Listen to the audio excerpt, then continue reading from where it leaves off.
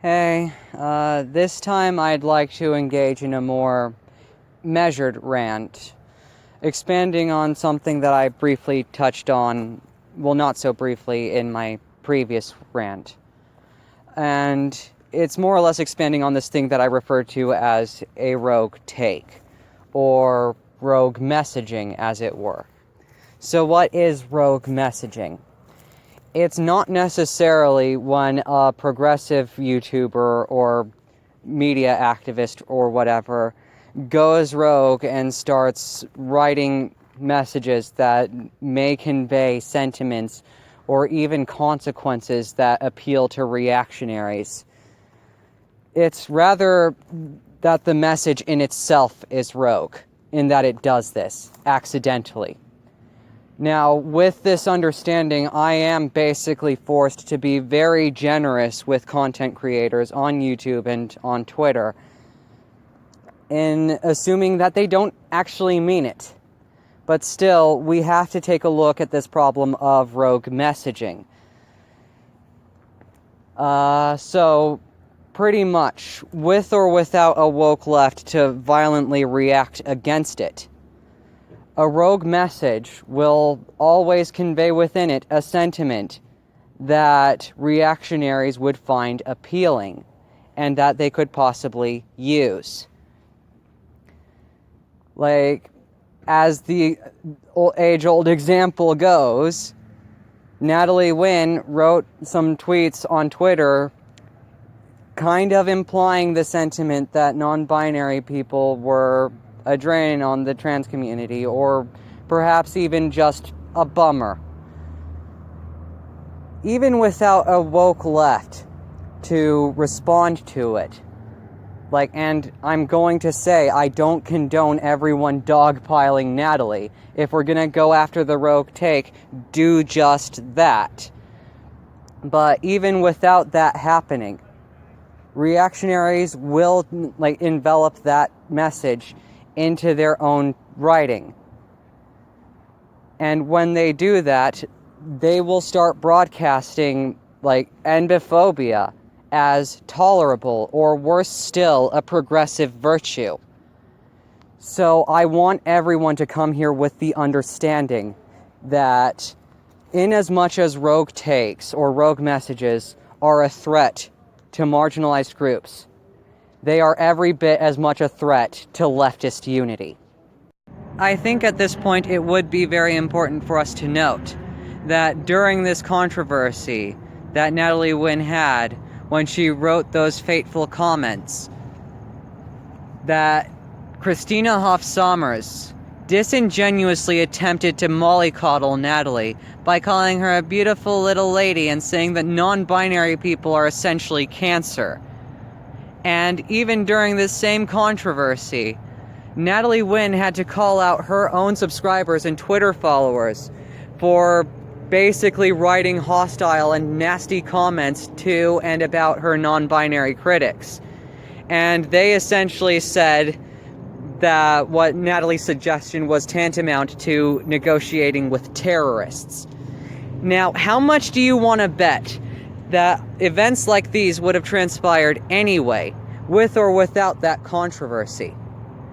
I think without that controversy, it would have gone undetected. So, what is to be done to respond to rogue takes? Well, the woke left, as it is now, as I have conveyed in previous videos, is brutally inefficient at addressing rogue messages, in that they dogpiled Natalie. So I think it would be best for us to embrace a new mindset for the woke left, in really saying it without too many emotions or malice, or trying to isolate Natalie from her friends by demanding that they renounce her. And we should only focus on the message itself and do it once if possible, or as few times as possible. And we have to be very effective at doing it.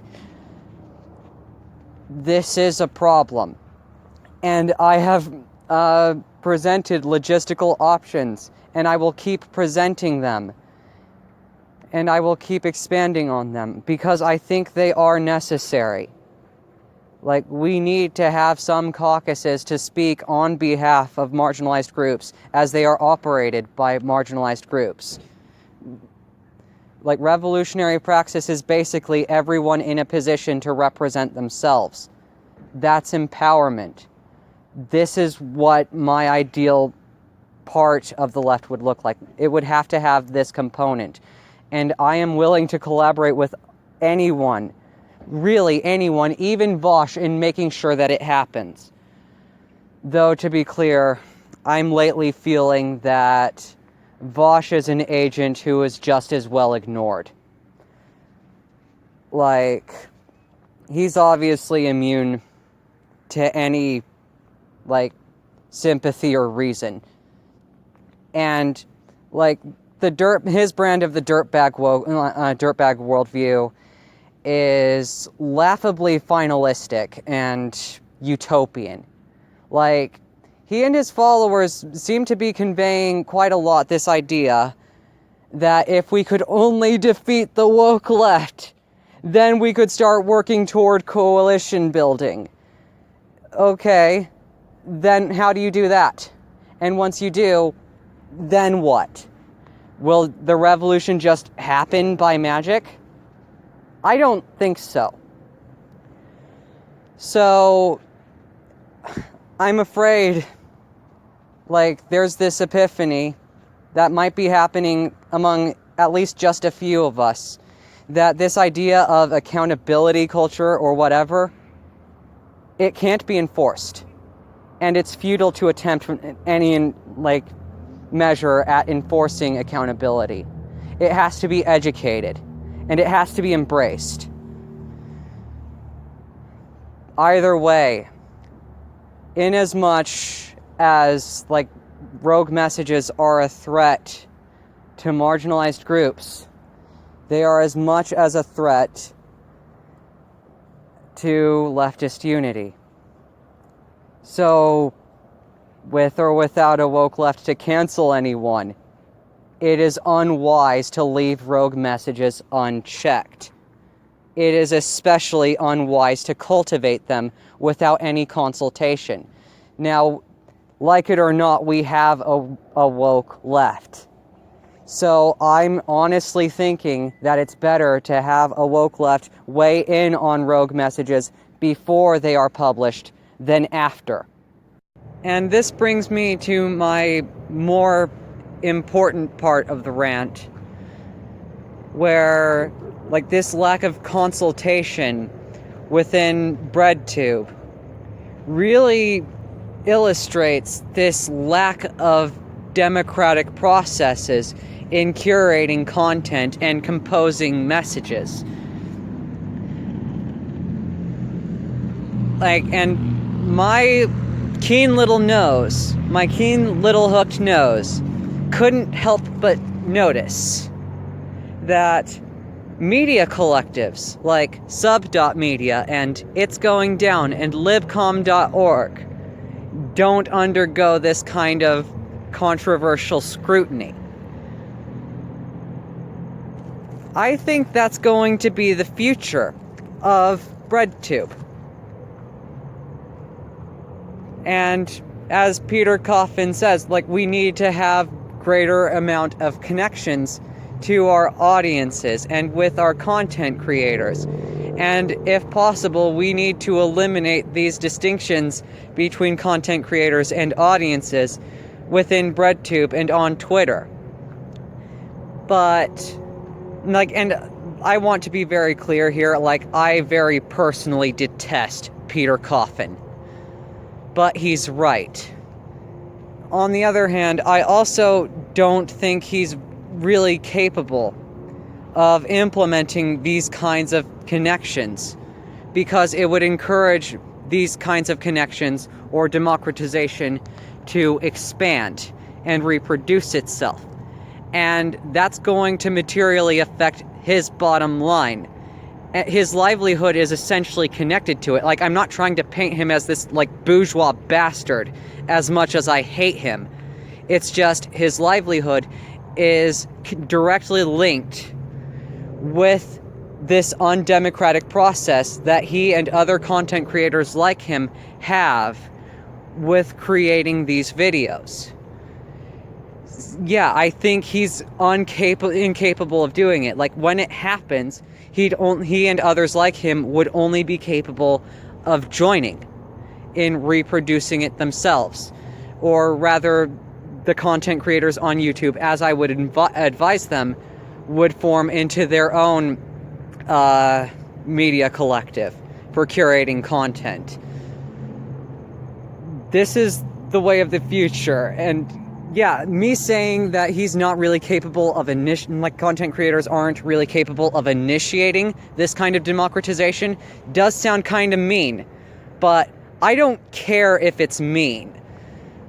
This is coming from a material analysis and critique of BreadTube. Now, a material analysis and critique of BreadTube and a reconception of its very material basis for curating content is forthcoming if BreadTube wants to live. I don't necessarily even have to be the one to say this, or even to tell BreadTube to do this. I know BreadTube will do it if it wants to live. This is a material understanding of the reality we are dealing with on the online left. So yeah, I don't care if it's mean. Like, a BreadTube that refuses to conduct any material analysis and critique of itself, and a BreadTube that refuses to democratize its process of producing videos, as, you know, the name BreadTube would necessarily imply. A BreadTube that refuses to do either of those things is better off and more useful to our cause dead. Like, and I've already have enough bones to pick, and enough lost patience with BreadTube to where I could say, I can take it or leave it. Like, if BreadTube keeps going this way, then I think the best course of action for the online left would be to just give up on BreadTube and move on to different projects. It is done. So with that, we have to deeply reflect on how BreadTube has told the world, revolution or death. Well, I say back to BreadTube, revolution or death.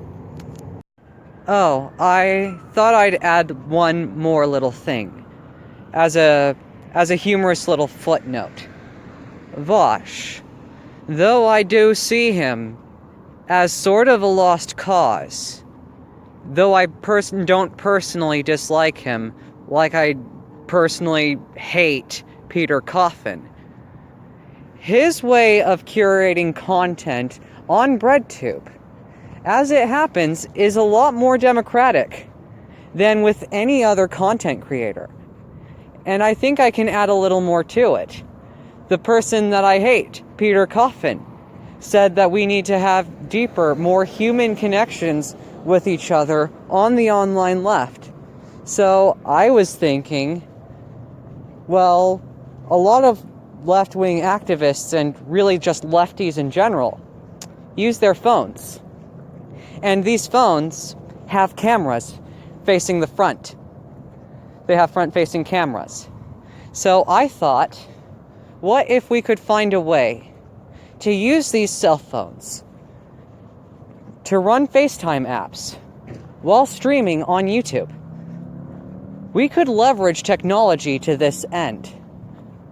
And I think it would lead to a more democratic BreadTube. I would encourage you to seek a way to do this. Thank you, and good night.